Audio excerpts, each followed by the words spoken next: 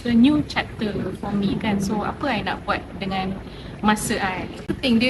I tak tengok benda tu macam tu kan. I just nampak macam okay, apa the next project. For me, we just take things slowly and naturally, tengok apa yang datang.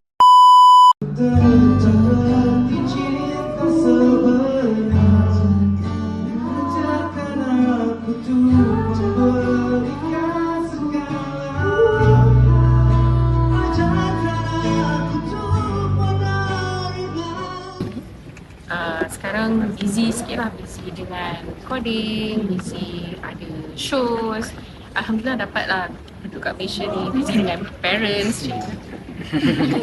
So bagi I, memang ni a dream come true lah sebenarnya, dapat balik Malaysia and then terus berkarya, terus kerja dekat Malaysia. Alhamdulillah kan, macam I pun bila I mulakan my journey ni, I tak expect lah, I tak fikir pun macam oh I want to have a billion streams kan. Yang I pernah nampak orang reach billion streams, saya ingat lagi adalah kawan I who's a rapper, G-Eazy, and dia pernah announce dia dapat satu lagu je dah billion streams. So macam wow, macam mana rasanya dapat 1 billion streams from one song kan. And I pun rasa even though I am kind of like a big artist, but that what do you call it, goal is very macam tak real kan for me. So tak apalah, and for me, as long as orang masih dengar lagu I and masih streaming, I syukur, I happy, alhamdulillah kan.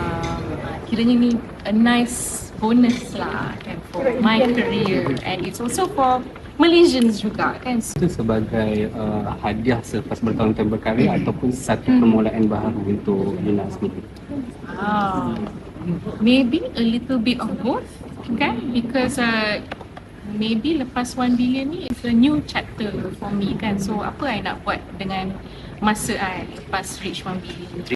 I tak tengok benda tu macam tu kan. I just nampak macam okay, apa the next project. For me, we just take things slowly and naturally, tengok apa yang datang. See what rezeki comes in, sometimes not all rezeki. Betul kan. So macam I balik Malaysia pun tengok apa yang ada. Okay, I ada time ni, macam ni rezeki I lah, and in the future kita tak tahu kan. So take it day by day, but I'm very happy lah to know that yang 1 billion ni is proof that even though I'm independent, I can still do it.